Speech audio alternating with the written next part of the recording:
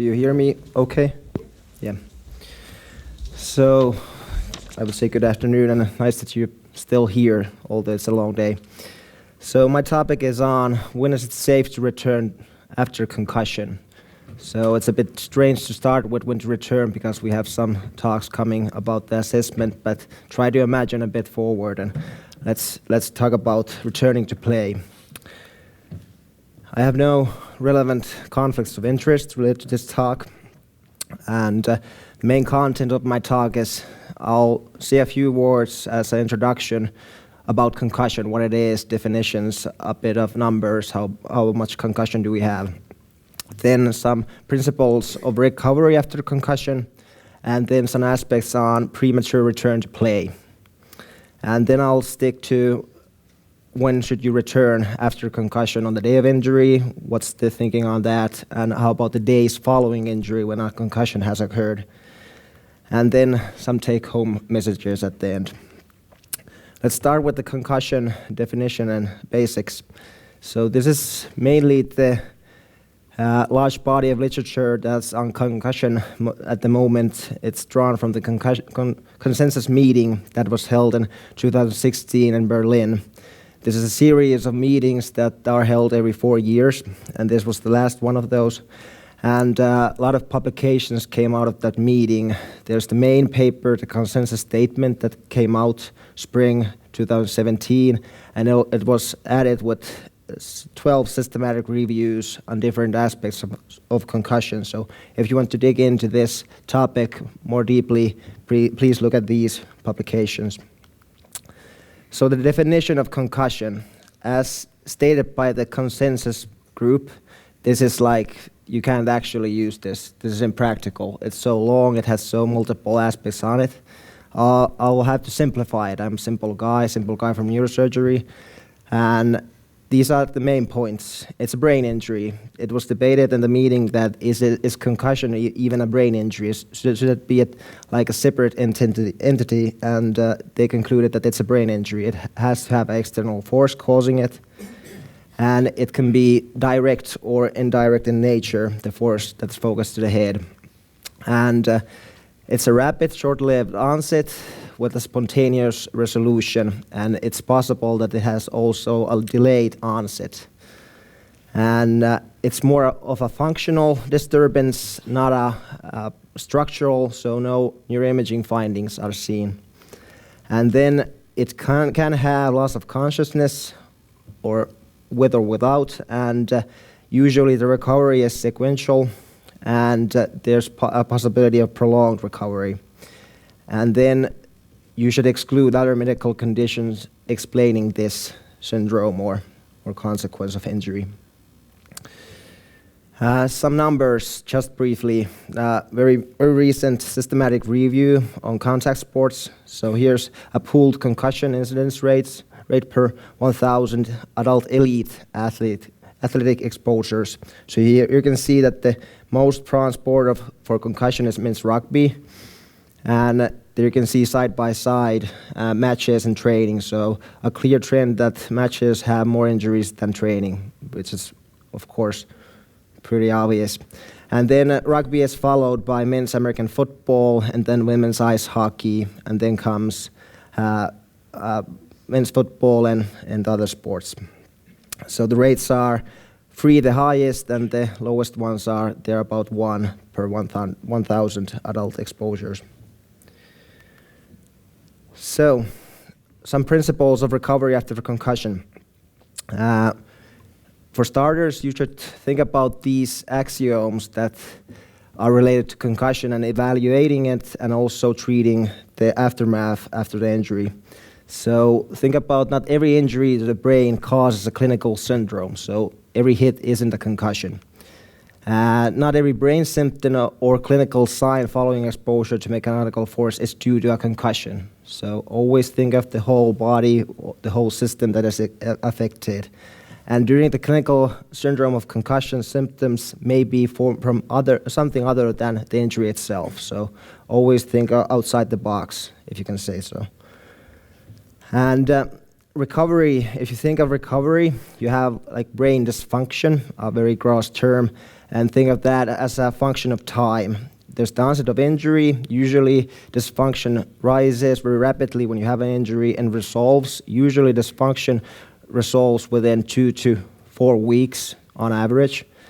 But you could ask what actually resolves. Is it the symptoms? Is it the cognition, the cognitive deficits after injury, or is it the metabolism actually in the brain, like perfusion, ionic balance, etc.? We know from literature that the yellow curve actually is an indicator of symptoms. If you look at cognition, you have the red curve. Cognitive deficits go a bit longer than symptoms themselves. And if you do metabolic examinations of the brain, the metabolism doesn't get normal ahead of the symptoms. It prolongs the symptoms. So you can ask after this, what is the safe point of time to return to play? Is it the one where you don't have any symptoms? Is it the one that neuropsychologists don't see any defects? Is it the metabolism? In a clinical matter, we use symptoms. I will go to that a bit more later on. About premature return to play. Let's look again at the curve. We have like a normal recovery trajectory for concussion. We think that there's a window of vulnerability, that the brain doesn't function like normally and is more sensitive to new injuries. And it's grossly thought nowadays that that's the time when you have the most symptoms. And if you have a repeat injury before you recover, it accumulates, the effects accumulate, at least we think so. There's not a lot of proper studies on this, but that's the thought in the background.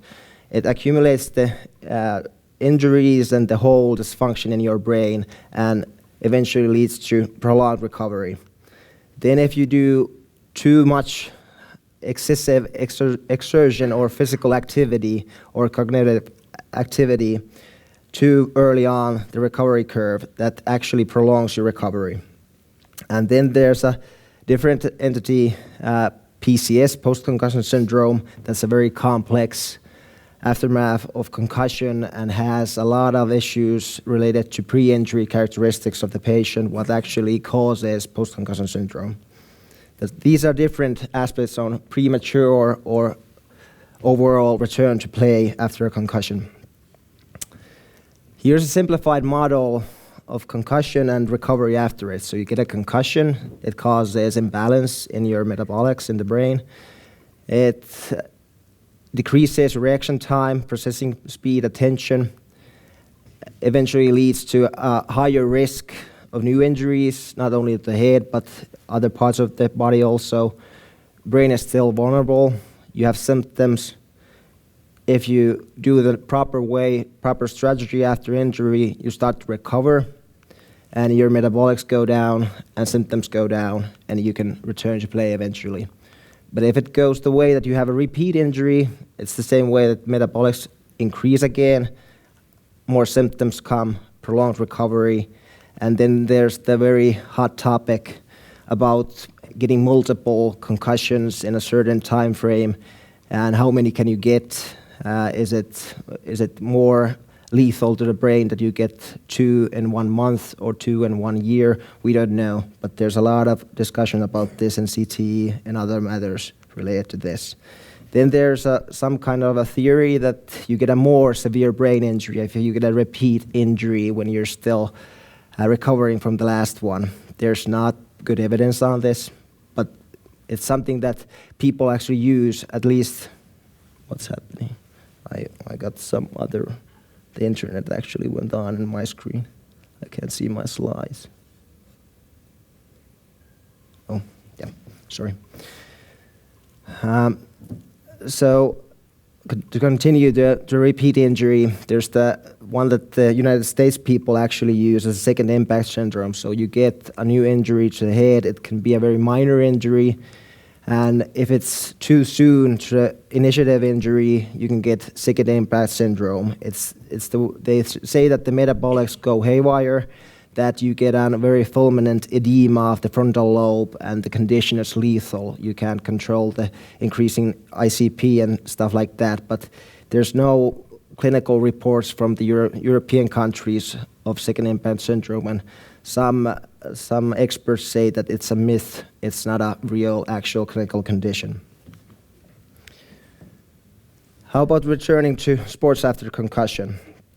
I would divide it in this way: day of injury, days following injury. If you think of the day of injury, you should think diagnostics. Is it a concussion or not? If you're following the days of injury, usually you are already with a diagnosis.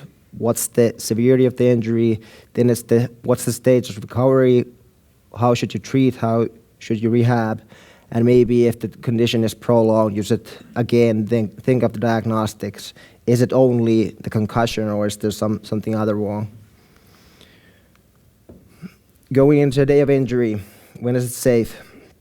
On the day of injury, the usual thing they say and we want to say is, if in doubt, sit it out. If it's very hard in many situations to do a proper diagnosis of a concussion, but if you suspect it, you should be on the safe side and keep the player or athlete out. Here's a few examples which are like no-go signs, that if you see these happening at the playing field, you shouldn't actually let the player in, because they're clear signs of concussion or clear signs of chronic brain injury. I'll show a few videos of loss of consciousness, seizures or convulsions, and if you have postural instability or a blank vacant stare. And here are a few example videos what happens.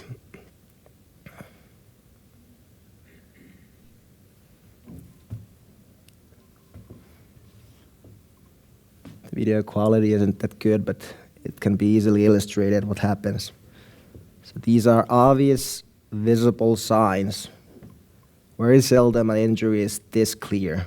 And many times, if you're not with pro sports, you don't have the video footage to look at it this thoroughly. But it is pretty clear cut. If you see this, it's a brain injury, no go. Don't let the player in. You see it every now and then still, although we have a lot of knowledge about these conditions, that professional athletes are actually going back to the game, even though a full loss of consciousness occurred. Then a seizure. Here's from the NFL, a post-traumatic seizure. Straight away after the hit, there's a convulsion. It's a very slight. Look at the arms, what's happening.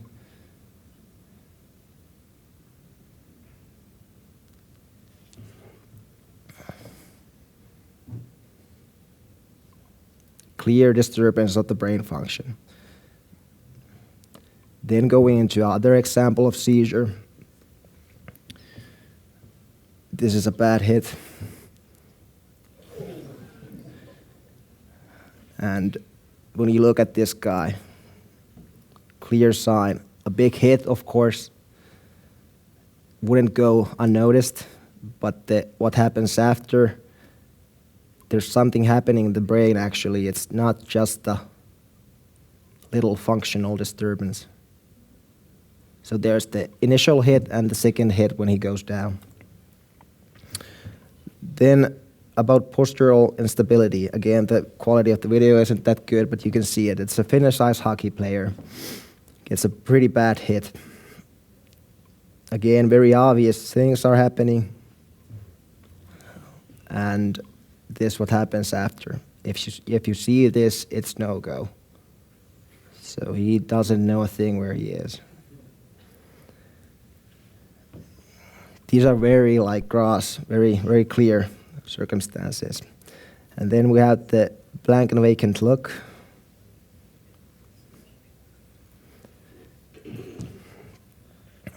A guy gets hit to the head, straight tackle to the head.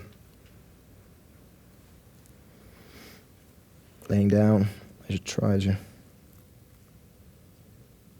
rewind this a bit. It's not actually possible to rewind it in this setting. But yeah, a new hit. I'll go, because I can't rewind this video. It had shown the blank and vacant stare, but here's an image. The guy looks like glassy-eyed, stairs at one point. 2 guys are actually carrying him out of the field. So these are like clear signs. Like scientific wise, it has been studied that all these 4 signs are the most sensitive to actually a diagnosis of concussion. So these are also the ones that you should look for, and these are clear signs that no go. So many times the injury is not as clear. Then you have to do something more. More detailed assessment is necessary. So sideline assessment after a suspected concussion, Timo will go more into this, but a few words. It's the consensus group that actually recommends that you use the SCAT-5, so Sports Concussion Assessment Tool 5. It's not a diagnostic tool, but it's still currently the gold standard of sideline assessment. It helps in getting a diagnostics eventually, but isn't diagnostic.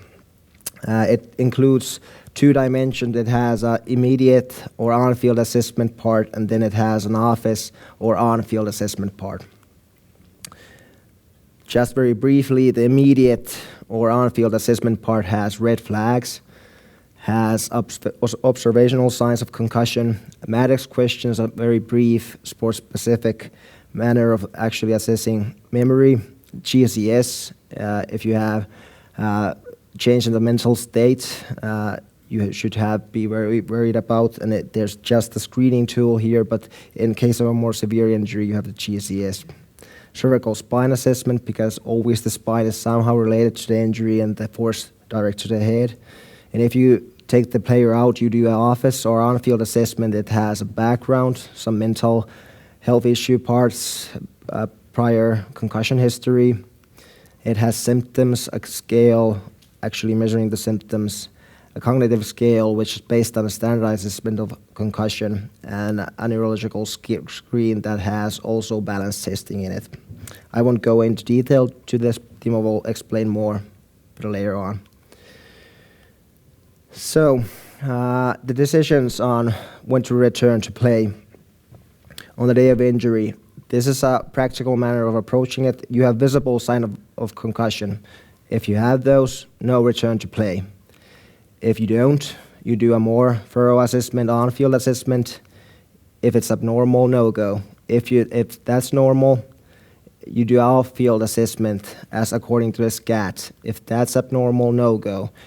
Even if you end up doing all this, it's normal, then you can think about maybe if it's really that clear that it's not a concussion, maybe the player could go back into play. But very often if you do this whole procedure, there's something picks up and you don't actually let the player go back.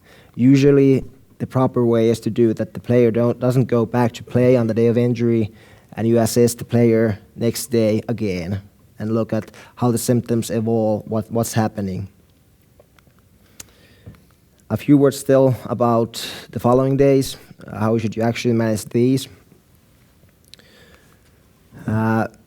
If you think at the recovery curve, usually you start with the initial phase of rest. It's recommended that 1 or 2 days after injury you rest, like mentally and physically. Then you have relative rest. You restrict certain activities but start to be more active, and then you do a gradual exertion.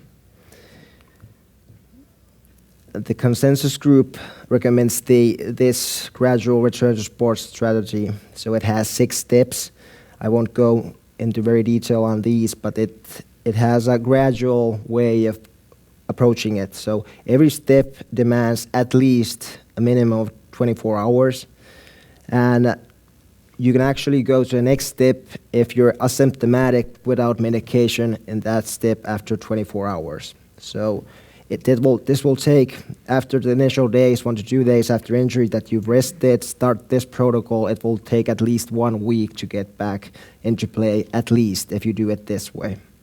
Usually, if you get symptoms on, say, level 3, it's too much, you go back to level 2 and try it again. Do 1 or 2 days on level 2 and then try to go again to level 3.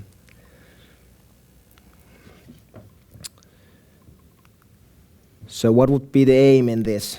The aim is to achieve clinical recovery. When you go back to the curve I showed about the recoveries, asymptomatic without medication in full intensity practice, also contact practice. And it's the goal you should think about. Then the brain has recovered enough that you can actually put the player back to contact. And this is a bit of an American style to approach it, clinical clearance before returning to normal gameplay. It's recommended, but at least in Finland, very seldom it actually happens in pro sports. So, some take-home messages. Just to summarize, we do not know the definite optimal point of return to contact sports after concussion. So currently, asymptomatic is the clinical recommended endpoint. Concussion diagnostics is challenging. If in doubt, sit it out. It's a good way of approaching it. If you have a suspicion of concussion, no return to sport on the day of injury. Pretty straightforward. And SCAT5 is the recommended tool, gold standard in assessment of the acute effects of concussion. And return to play strategy due to the gradual symptom-driven return that's recommended by the consensus group. And to summarize, the top league in the world, maybe NFL's concussion protocol in action. This is how they do it. Okay, thank you.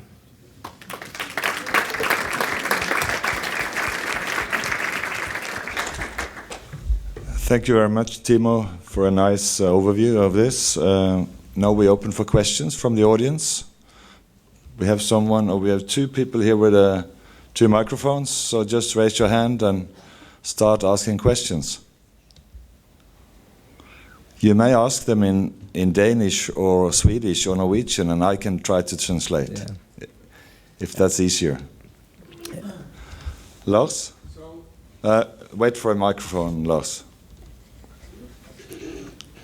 He's a friend, that's why I call him Lars. Yeah, thank you. I won't call you by name, all of you. Yeah. Thank you for a very good talk. A question about hockey in Finland and SCAT5.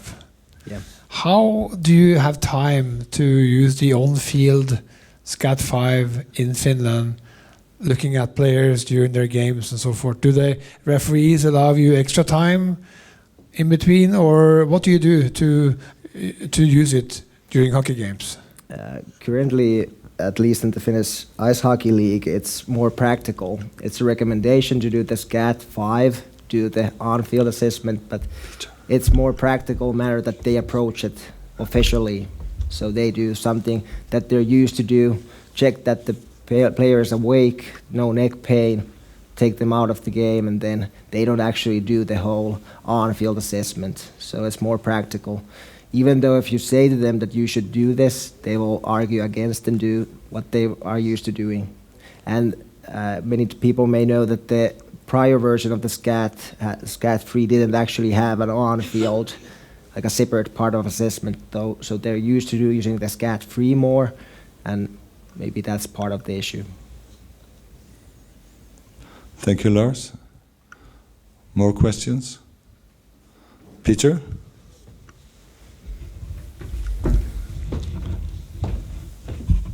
Yeah, I was just wondering if there's some variability in the time that it takes to return to play, and if there is a particular sign or predictor of those that will take a longer time to return to play. Yeah.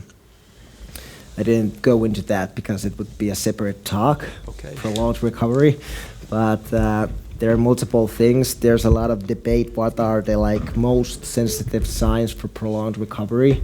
We know that concussion history has some effect, that the ones that have multiple ones in the history, those take longer usually, but it doesn't happen to every athlete. But that's one. Then if you have, it goes also into the clinical stuff outside athletes and mild traumatic brain injury research. Those same factors, they've been studying those in sports specifics, like settings. If you have a mental history, like depression, anxiety, sleeping problems, those athletes usually recover more long.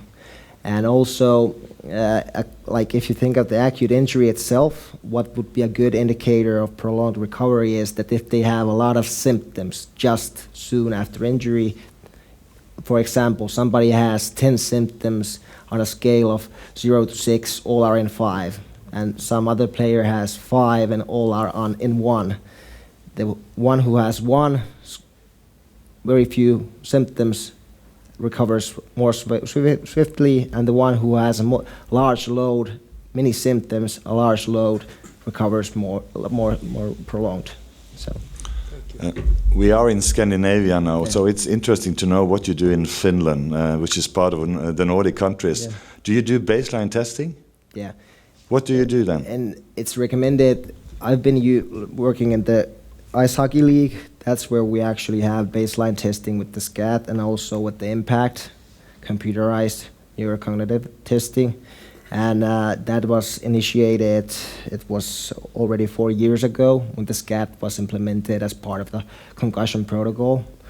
But it's not that good in other sports in Finland. So we try to actually start with hockey because it's the most popular one, go down to juniors in ice hockey and spread it to other sports, but it's a long road to go. So we would say that in Finland, in professional leagues, you should recommend baseline testing, but it's not mandatory. There's a lot of evidence on it that it's not that useful to do baseline testing. If you have the resources, you can, but it's not like that you have to have it, that you can do a proper management afterwards. But if you have enough computers, you can test the whole team in 20 minutes during the impact. For example, impact, yeah. But are you using these baseline tests when you are deciding when to go back? Yeah. So how are you using the SCAT5 and the impact? Yeah, both. Are you doing other tests? No, those are the main ones. We have some teams that have a bit more sophisticated, like physios, working with them who are very interested in the topic, and they have maybe a larger set of tests. But it's said that all the teams should use impact as SCAT5, baseline testing, and post-injury testing. Okay, thank you very much, Timo, for a nice talk. Very clear, and the message has come through. Then the next speaker.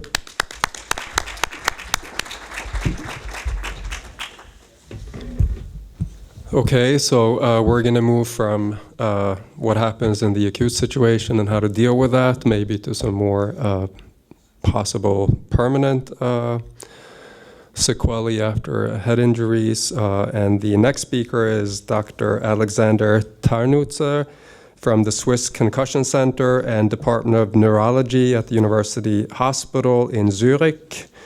Dr. Tarnutzer has published a great deal on concussions and also vestibular function research. So welcome.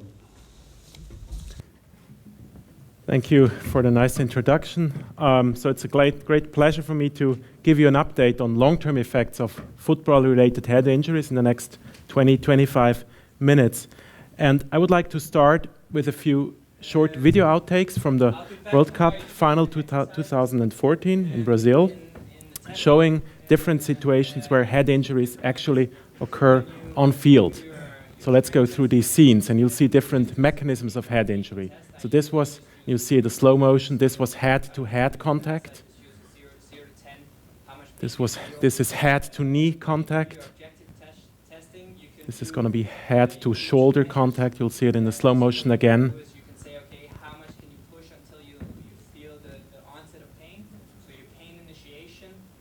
Head-to-ground contact. And another one, player hitting the ground with his head intensively. So, acute head trauma might be mild traumatic brain injury. We call it also concussion, but it might be more severe. Might be fractures, sometimes bruises, lacerations, but also intracranial bleeding and other complications.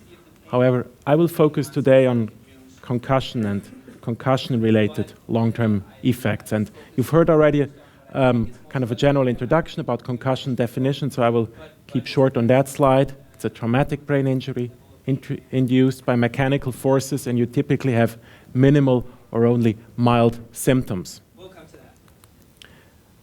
You've seen this data. already in the previous talk.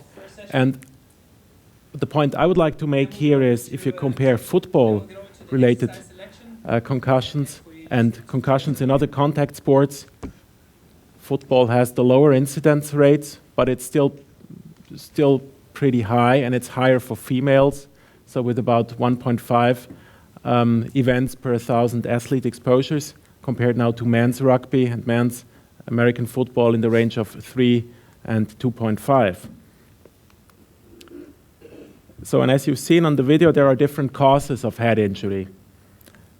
And overall, if you take all football-related injuries together, concussions or mild traumatic brain injury make up about 1 to 5%. And 1 out of 7 head injuries, it's a concussion. Frequency increases with the level of play, and it's also much higher during competitive games compared to training. And as you've seen on the previous slide, there's a higher risk for females to have a concussion compared to males. No one really understands why this is the case. And up to 50% of concussions are not even reported either by the player or by the team physician. And if you look at the long term, and in this study here they took a 10-year period, there's a substantial risk for professional players to suffer a concussion. So for males, it was 50% in this study, and for females, it was a bit lower, but still over 20%.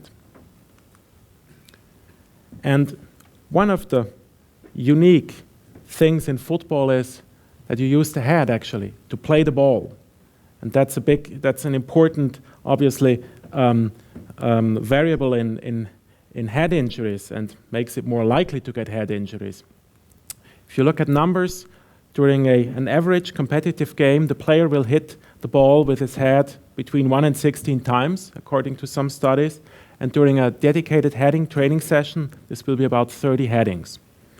So if you now look at this over an entire season, it will be many hundred headings every player is going to make. And over an entire professional career, this will be thousands of headings.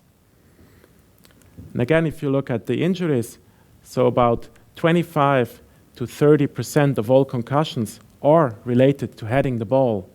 And if you look at all injuries that are related to contact with the balls, it's about 8% that were concussions, although this was in children and adolescents. So this brings us to the question, well, how healthy is it for the brain to head the ball and to get concussions? And in the end stage, well, what has been a lot of discussion about in the last couple of years is this term of chronic traumatic encephalopathy, CTE. This is a post-mortem diagnosis and has previously been known as dementia pugilistica or also punch-drunk syndrome. And it is defined as a progressive tauopathy due to repetitive mild traumatic brain injury. It has been described in boxers and American football players, but also in hockey players, wrestlers, and rugby players. And if you look at the histopathology, these are deposits of hyperphosphorylated tau organized as neurofibrillary tangles. And it's mainly Anne McKee's group which has done a lot of work on this topic. And also these slides here are from one of her publications where they actually showed staining for this hyperphosphorylated tau and showing the different stages of CTE. So of course, players, families, team physicians were asking now, well, does CTE also happen in football? And of course, there were now some case reports published in well-known and prestigious journals reporting on dementia and CTE pathology in retired football players. I only picked out 2 cases. There are a few more.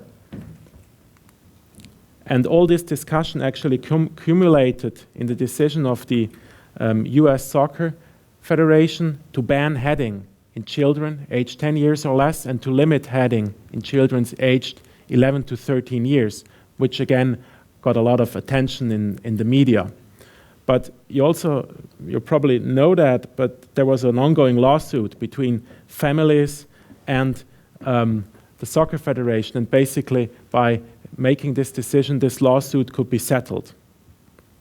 So there is really the question, well, how solid is scientific evidence for long-term effects of football-related head injuries and purposeful heading on brain structure and function?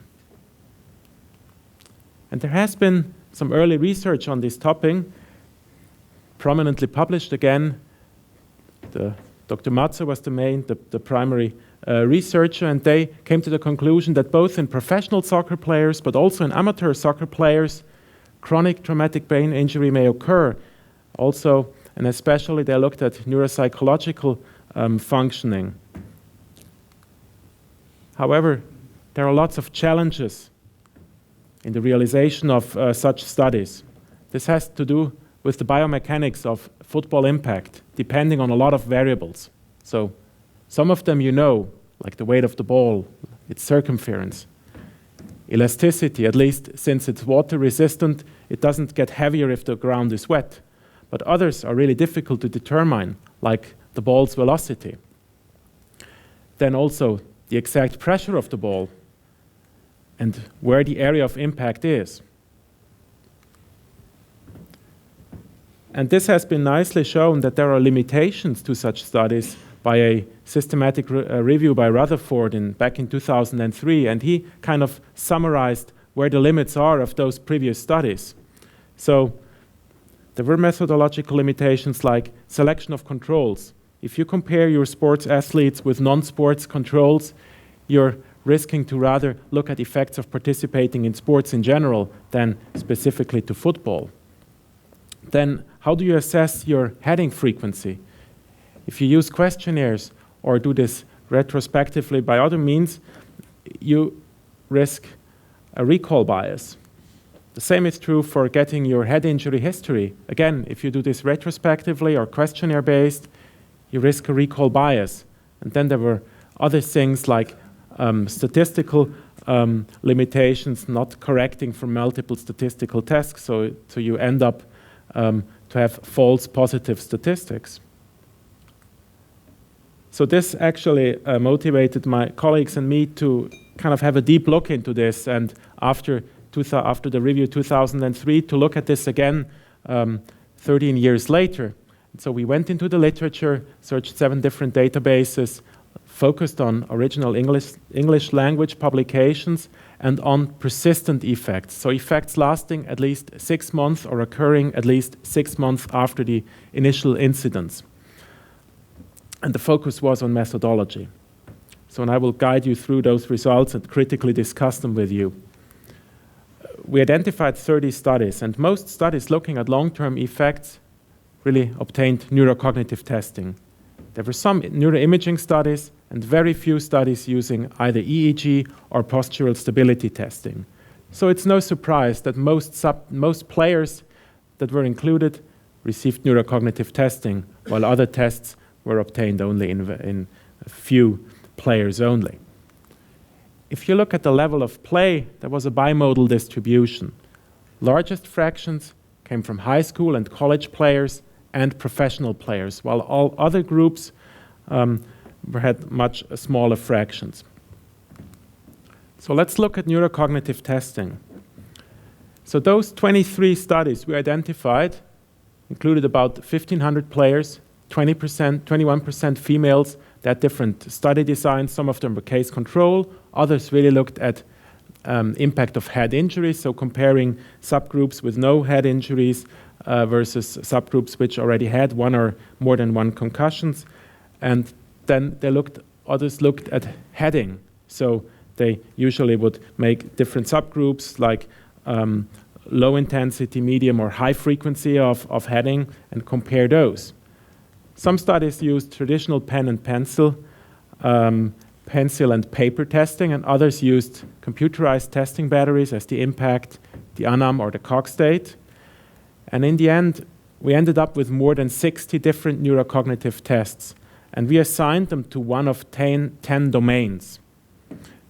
Here I have 2 examples: trail making test B, where you have to find the right order between letters and numbers, and then the Ray-Osterried complex figure you have to copy, and it's, as it says, it's a pretty complex figure. So let's look at the case-controlled studies. In those, 8 out of 14 studies had neurocognitive deficits in at least one domain. Domains affected were mostly attention, executive function, and memory. However, also in our review, we identified significant limitations, methodological limitations. So, for example, in those studies that actually reported neurocognitive impairments in the cases, they had a higher rate of inappropriate control for type 1 errors. And the odds ratio was pretty high. Same thing for controls. So there were higher odds for inappropriate controls in studies reporting neurocognitive deficits, although odds ratio was lower here, but still significant. And then we also noticed that the fraction of younger players was larger in studies with negative findings than in those with significant deficits. So exposure duration could have been too short in some studies. So this slide now is on neurocognitive testing and the impact of head injuries. We had 13 studies. And out of those 13, 7 found neurocognitive deficits in at least one domain. About 1,100 players, again, about 1/4 were female players. And 10 of those 13 studies at least provided numbers on how many concussions those players suffered. And the average numbers were between 1 and 2. And in this subgroup, there was no problem with type 1 errors. The rate was even lower in those with positive findings. But then if you look at the distribution of tests, and here are all tests enlisted which were obtained in these 13 studies, you'll see the fraction of abnormal tests here in blue. That's pretty small. And again, if you look at this spiderweb diagram, spiderweb plot, you see here in red which domains were actually tested, so similar to the previous studies, executive functions, attention, visuospatial orientation, and memory. But the fraction of studies with abnormal results here in blue was again very small. So let's look at heading exposure. 17 studies reported on that. 6 had actually abnormal findings in the football players with the highest heading numbers.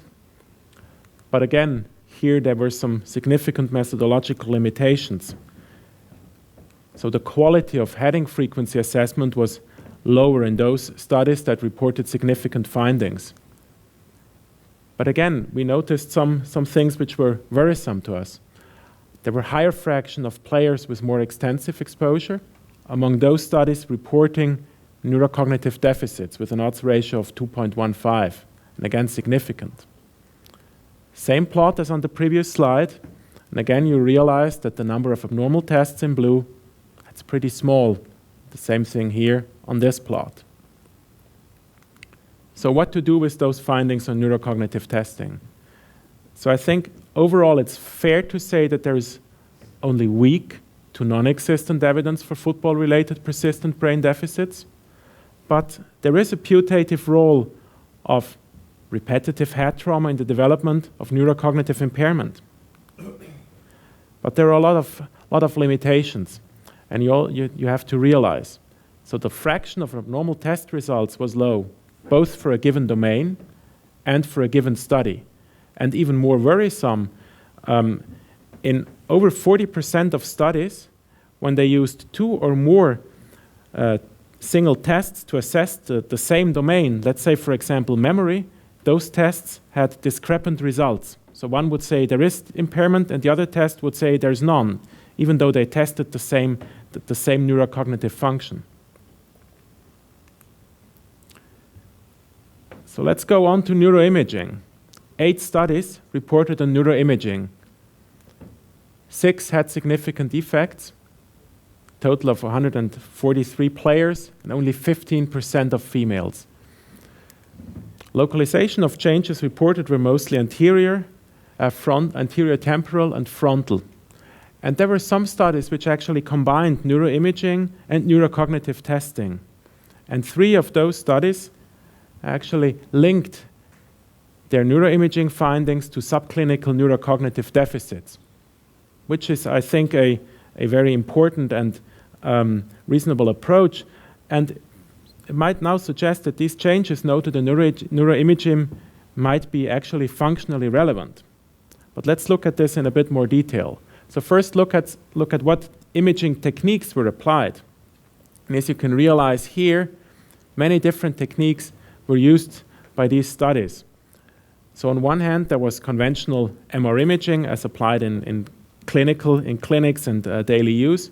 But then there were other studies using advanced neuroimaging, like diffuse tensor imaging, like voxel-based MR morphometry, functional MRI, or MR spectroscopy. So those studies looking at head injuries and structural or metabolic neuroimages didn't find any correlations. However, there were only 2 studies, one using structural MRI, one using diffuse tensor imaging. But those 2 at least didn't find any link. There's definitely more data needed on that topic before more conclusions can be made. There is some more data looking at linking heading exposure and neuroimaging changes. We found 5 studies. 4 had positive findings, 1 had a negative finding. Those 4 that were positive all used advanced neuroimaging, while that 1 study that was negative used conventional MR imaging. So amongst the findings reported, there was an inverse correlation between lifetime heading numbers and cortical thickness in parietal and occipital lobes, as shown here in blue, and also with brain biomarkers, as shown here on this spectroscopy plot. Using diffuse tensor imaging, there was an inverse correlation between fractional anisotropy levels and annual heading numbers. It's shown here, these areas actually made a significant difference based on the number of headings players would make per year. And in another study, I don't have a nice figure on that, they actually had those players that had a high cumulative head acceleration exposure, they had more profound reductions in cerebrovascular activity and reactivity, and that actually outlasted the end of the season by several months before returning back to normal. But also these studies had methodological shortcomings. Again, heading exposure assessment was of low quality. Some studies did not correct for type 1 errors or did not report on how they actually prevented type 1 errors. They were all small numbers and all retrospective studies. And interestingly, one study even suggested a threshold. So those players that were below 800 to 1,500 headings per year were found not to have any changes in neuroimaging. So overall, as I've already said, there were really small numbers, very few female players, so no conclusion on neuroimaging and long-term structural brain function in females can be made. There were different levels of play, although professionals made up the largest group. And all studies which actually reported significant effects were retrospective in nature. They used different imaging modalities, which are non-standardized advanced imaging protocols. And there is limited experience in interpreting such advanced imaging protocols as DTI or fMRI sequences with regards to sports-related concussions. And all abnormalities described in these studies were subclinical. So let's go to the conclusions. Caution is advised when interpreting studies on long-term effects of football play on brain function and structure, because as I said, there are significant sources of bias, inappropriate selection of controls for neurocognitive testing, low quality assessment of heading exposure, and head injury history, and this was true both for neurocognitive testing and for neuroimaging.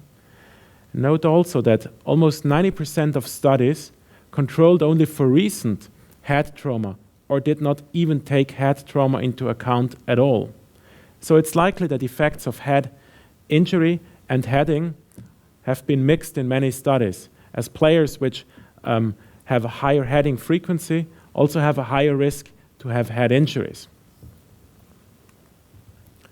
So with regards to heading exposure, right now we can clearly say there's no convincing evidence for heading-related persistent impairment of neurocognitive function or structural or functional changes on neuroimaging. It was also backed up by a recent meta-analysis by Kontos and colleagues.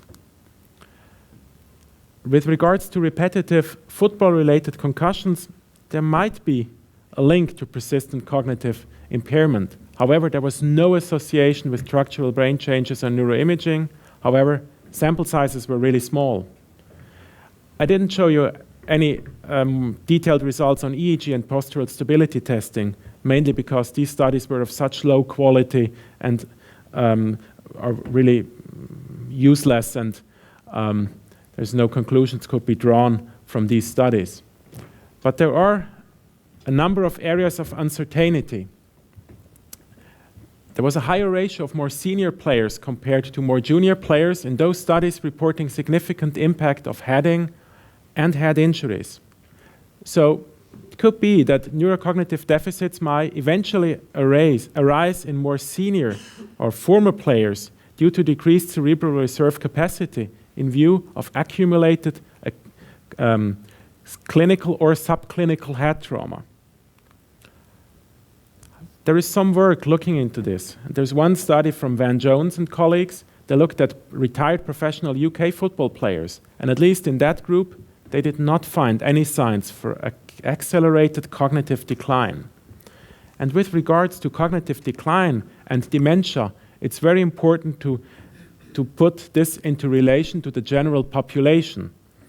And I've taken here data from the UK dementia report from 2015, and in the UK there is an estimated population prevalence of dementia of 1.3%. And if you take only people aged 65 years or older, this is more than 7%.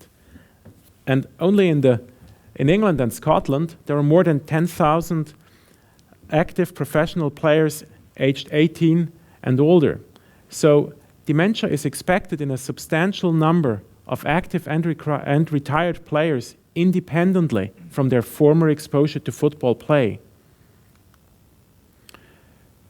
So a last point. So what can we do against head-related long-term or concussion-related long-term damage to the brain?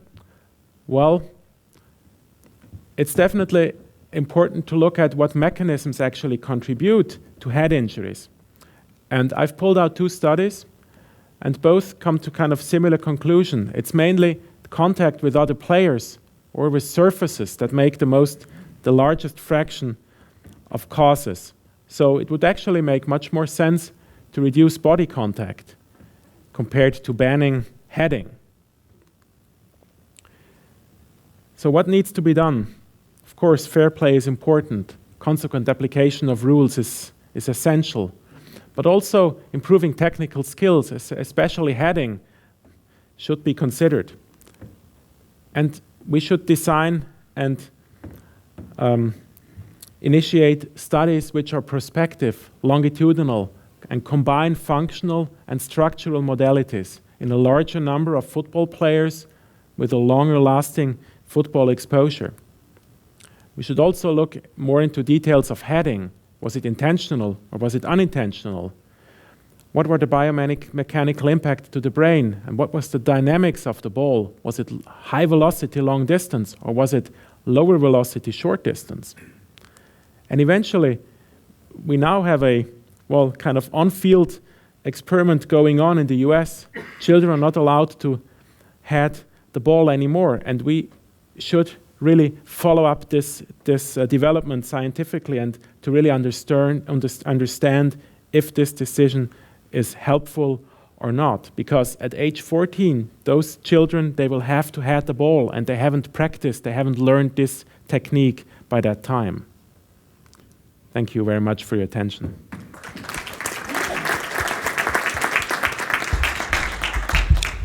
We'll open up for questions from the floor. Yes, we have one here.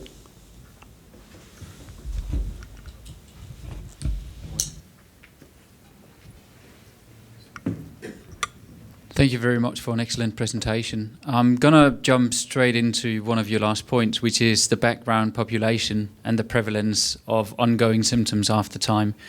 This is probably the thing that we do not know anything about. So I'm asking you for your honest opinion on it. Do you believe that there's such a thing as a post-concussion syndrome? Or are we merely looking at incidents from the background population which are then tied into an accident, as we have seen it in whiplash-associated disorders? Well, I mean, it's. I think there's still a lot of evidence needed to fully answer that. But one really needs to consider, would this event, or well, would this situation have occurred without the actual event? And I mean, now today I focused on long-term effects, and that of course is completely different than on a short-term, let's say 2-3 months basis. I mean, I can't give you a good answer, but my gut feeling is that one should not be happy with the evidence that is out there, but really try to get more research initiated and funded and finalized on this topic. Okay, are there any other questions? Because you touched on the CTE findings from the lab in Boston, US, and the big hype with those in the US. You didn't mention what were your thoughts about this, and how, because people have said that this is wrong, this has nothing to do with reality. These players were using drugs and they were alcoholics and they were all kinds of stuff, and this is a fact that is outside science. What's your opinion on that? Well, I mean, first, it's obvious that American football players will have much more intense head injuries compared to soccer or football, as we say in Europe. I mean, of course, it's not healthy for the brain to get repetitive punches. I mean, that's something I think no one can say. But there is definitely going on a hype on CTE, and I think that's also because, I mean, those people obviously they would like to continue with their research. They have to sell their research also, and I do agree that it's important to follow up on this research again to better understand what is really now coming from the sports, what are other factors not related to their sports activities, alcohol or other drugs, what you were saying. So therefore, it would be very important to do those studies prospectively and really to get all the additional factors collected. And then probably we know in 10 or 15 years more about this CTE issue. I have one quick question. If I understand you correctly, there is some variability or problems with some of the neurocognitive tests. And some of the new imaging techniques are not also maybe all that straightforward. But do you foresee that in the near future there will be new imaging modalities or molecular imaging, if you will, that can be more sensitive to be able to detect possible structural changes that relate to neurocognitive function? Mm-hmm. I mean, I think probably right now the most promising techniques are diffusion tensor imaging and voxel-based MR morphometry. But as I said, it will be very important to correlate imaging findings with actual functional state. So really to combine different assessing techniques. So at least neurocognitive testing, but it's not just neurocognitive testing. I mean, balance testing hasn't been done at all, or I found one study only. But there for Andreas, sure you're not at the same load. Should be more studies on this. And regarding the imaging protocols, I mean, every lab kind of has its own sequences. Every lab has its own interpretations. And if you talk to other neuroradiologists, not directly involved in such studies, they would say, well, how do I interpret changes in fractional anisotropy levels? And so there's a lot of technical issues. and so there's the risk of over-interpreting one's data. Okay, thank you very much.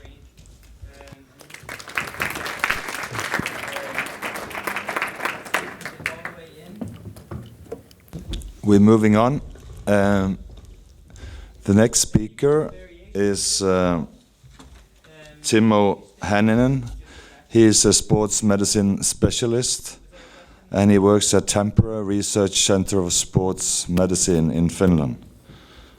He will talk about clinical assessment scale to evaluate acute concussion. Welcome to Copenhagen. Thank you.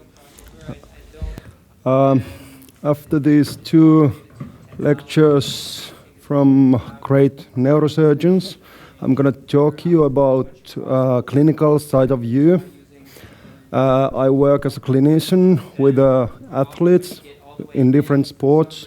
Mostly the head injuries comes from ice hockey in Finland, but I also work with the local teams in rugby, local teams in American football, local basketball teams. Not always with the individual athlete, but the medical staff that is actually sidelined the court in an ice hockey arena when the injury happens. I try to teach them to use these international tools, evidence-based tools that is in use, and I sit down with the athletic trainee and we think what are the facilities they can use to evaluate concussions, potential head, the athletes with potential head trauma. And then we combine some kind of protocol that they do, because it doesn't matter how much I know about concussions, how great you guys know about what you know about evaluation or rehabilitation protocols if you are not with the athlete. So that's very important part of this whole process, to teach the people, the medical persons that are actually in sideline settings, to use these tools and find the tools they can use in evaluation. And now I'm talking about acute evaluation. Of course, when we talk about prolonged recovery or this kind of long-term effects, then the athletes can go to the specialist, and we have MRIs, we have a lot of computer tests, we have whatsoever to evaluate the situation. But this is about acute evaluation. First, few words about why is it important to acutely evaluate possibly concussed athlete. Systematic and standardized protocol how to act when there might be a head injury improves the recognition of more severe brain injuries, but also other improves the recognition of more severe brain injuries and cervical injuries, and allows the clinician to arrange safe and appropriate transportation to hospital to neurosurgeon unit. If there is no doubt of more severe injury, and we think,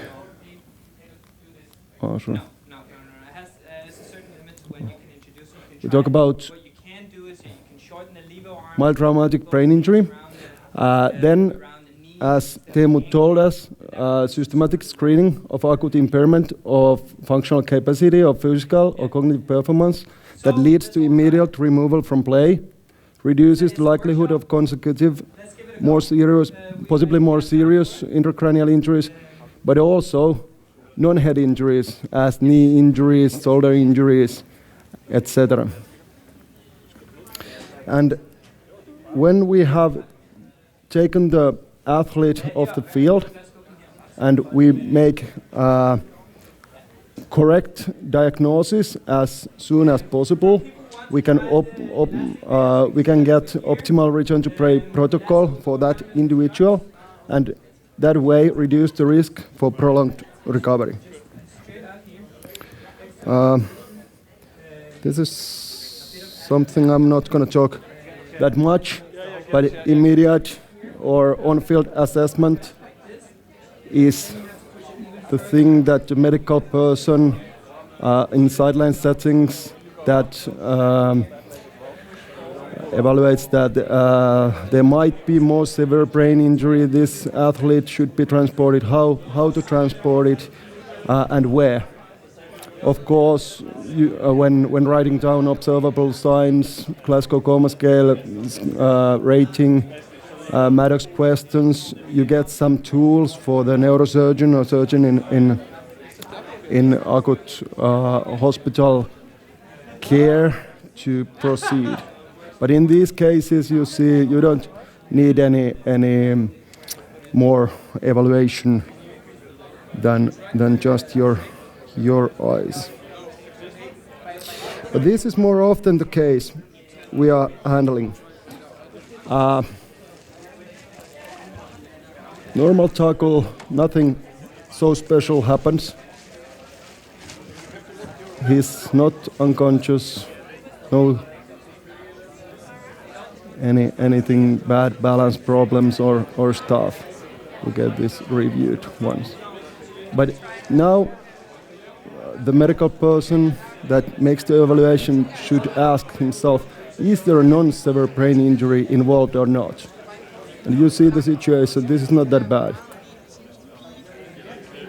Well, it took 4 weeks. This is Finnish player, so haven't taken care of him, but I know that he was off the ice for 4 weeks because of concussion. Well, when you saw the video, it wasn't that bad. Nowadays, when we have these video reviews in use in professional leagues, it's very easy to see the impact, the specific injury mechanism. When you know that the most common player that gets the concussion in hockey is a central player as the player here, and most of the cases, most of the injury mechanism involve the head rotation when getting a tackle from shoulder to the head. It gives you some clue that there might be some concussion involved.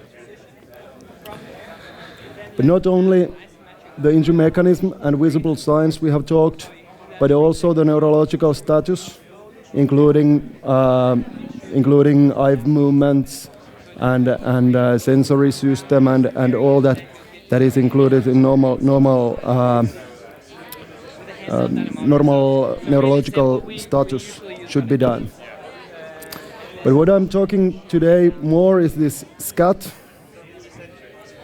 That is the Sport Concussion Assessment Tool. It is designed to capture the spectrum of clinical signs and symptoms, cognitive dysfunction, and neurological deficits. Tomorrow morning, Teemu will hold a workshop that you can practice how to proceed the testing, where to get an error when standing in different positions. But the problem is, even if you know how to do the tests, how to count the errors, you don't know how to interpret it. This was the aim of the 5th International Consensus Conference in Concussion in Sport, to get a simple, clear message and tools to the practitioner, how to diagnose, how to manage concussions. But still, there are no valid interpretation guidelines currently for the clinical use, how to interpret SCAT. And that's one main issue I studied in my thesis that I defended last October. And you can find the complete text of the thesis in this internet address, and this will be a PDF file in the event app. what we did, we had opportunity to test or arrange each team's medical staff to do in clinical settings, so in the arenas, to their own players, all baselines. It is a professional hockey league, male hockey league, and we translated the SCAT 3 in Finnish before starting this research. And we noticed that using native language, when you use native language in symptoms and SAC, it's significantly different results than if you use foreign language for the athlete. So these results I'm presenting you should be considered in context of native speakers. Of course, Canadian, US players, they used English version, but Finnish players all used Finnish version. So first, 2013-14, we did baselines. We got individual baselines for each athlete, and then we counted some normative reference values and grouped them for the league. Next season, we test all the players that played also in the first season, and we get some idea what is the normal variability of change in healthy athletes, because we don't know what happens when you get the injury. But now we know what is the normal performance, and then we know how the normal performance change between 2 seasons. Am I clear? Yeah, okay, I show you more. And of course we collected all the post-injury assessments also. This post-injury means a day of injury assessments only, so that we can test how our limits work. And the main aim was to get some guideline for the team medical staff how to interpret SCAT 3. So this is a table of normative reference value groups. You see broadly normal, more than 75% of the athletes is included in this group. Okay, and this uncommon performance included worse 10% and extremely uncommon worse 2% of the athletes. And there is the different subtests of SCAT 3. Next season, the same subtest of SCAT. If they scored similar than the first season, you can see here, if worse here and better here. And unusual, we defined unusual performance, the worst 10% of worsening in the scores. And here you can see day of concussion assessments. For example, symptom scores, less than 10% scored more than 4 errors in symptoms on baselines, but 100% of concussed athletes scored more than 4 symptoms. And also all the other subtests. And here, when using the different scores, post-injury the baseline score, you can see uncommon performance in symptom severity was more than 5 symptoms more, and 0 of the concussed athletes get 5 to 6, but 96% of the concussed athletes scored more than 7 symptoms than on their own baselines.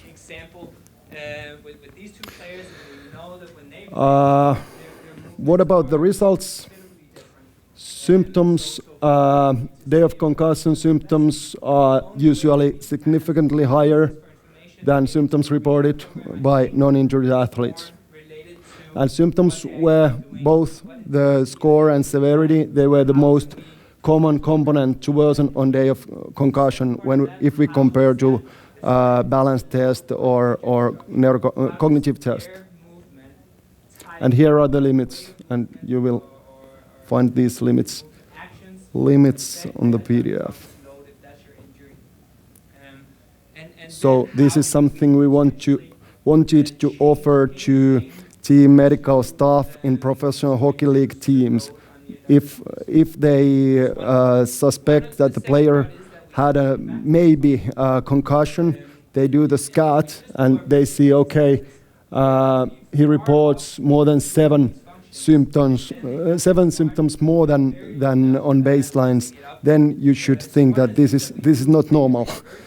It doesn't say that he has concussed, but it says that this is not normal. You can do that in different ways. More detailed about symptoms. The most common day of concussion symptoms were don't feel right, headache, and pressure in the head. Here you can see how many % of the day of concussed athletes reported each symptom. And here is the number, how many % of them reported it, the same symptom in baselines.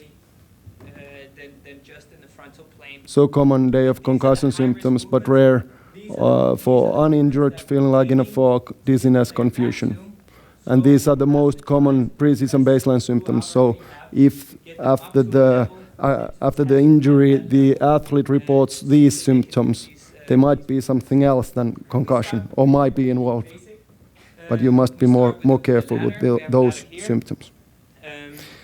Cognitive test, the ability of SAC to discriminate between concussed and non-concussed players was very limited.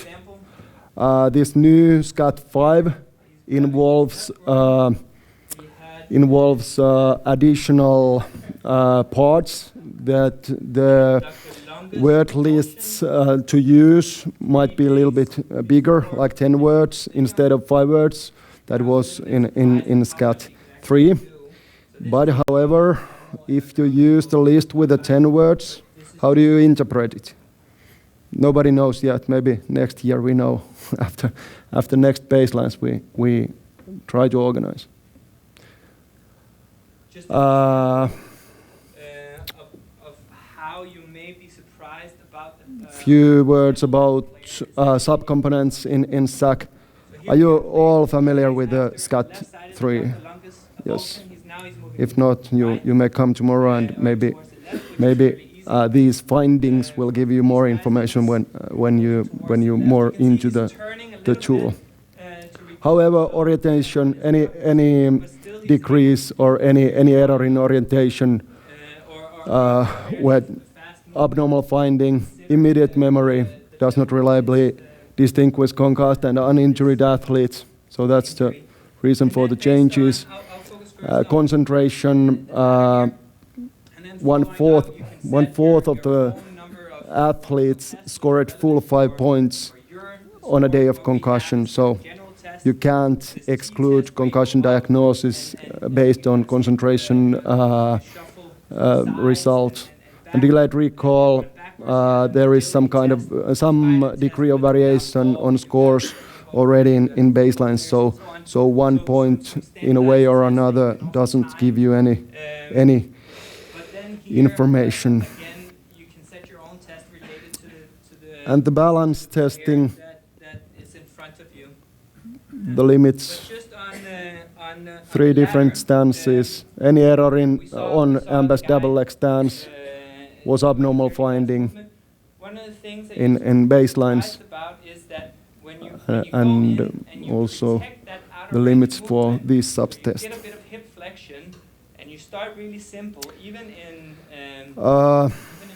I was talking about multidimensional approach. You can't rely only on some symptoms. They are subjective reports, how to feel. You need something more, some objective tests also to do. You have to see the athlete from different sides, so you can see what kind of sensitivity different kind of combination in these tests gives you.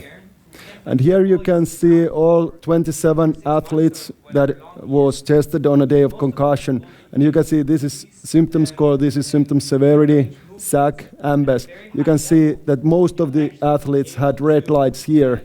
on symptoms, but only few had in SAC and different athletes on MBES. So combining these findings, the clinician makes the decision, and this is only a tool, not diagnostic tool, but some tool to help to make the clinical decision.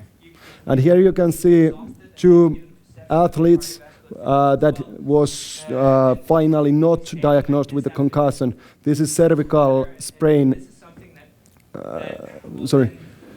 Cervical sprain injury, and they had all green lights in the post-injury, a day of injury SCAT3 testing. But, however, this is facial contusion athletes that had the final diagnosis of facial contusion, and they had red in symptoms. Also, the second athlete had red in the balance testing. So even if the symptoms are sensitive, they are not specific for the injury. Different diagnoses give the same kind of results. Few more findings from my thesis. Individual, we try to figure out if individual baselines give some value when compared to league normative reference values. Similar levels of sensitivity was found, but the conclusion was that identification slightly may improve when using the both methods, especially if the athlete reports a lot of symptoms in baselines. It's very hard to say. You can't use normative reference groups in post-injury score interpretation, because and if you don't know that this individual has high number of symptoms already in a baselines, it's hard to make the decision if it's normal or abnormal performance. Okay. As I said, a lot of more tests. I was just talking about SCAT. Of course, we test all the eye movement, sensory system. If necessary, take some CTs. And this is my final slide. Not only multi-dimensional approach, but also multi-timed evaluation should be considered. Immediate assessment, then the recognition I was talking, re-evaluation as Teemu told, maybe next day, maybe in the evening, then testing for return to play protocol. Then you need more, you need different kind of criteria to decide if the performance is normal or not, because the symptoms, the deficits in physical and cognitive performance, they evolve some way. They change by the time. And of course, if we talk about prolonged recovery, there is a lot of more to consider. Okay. Is it a problem? Yes, that's all.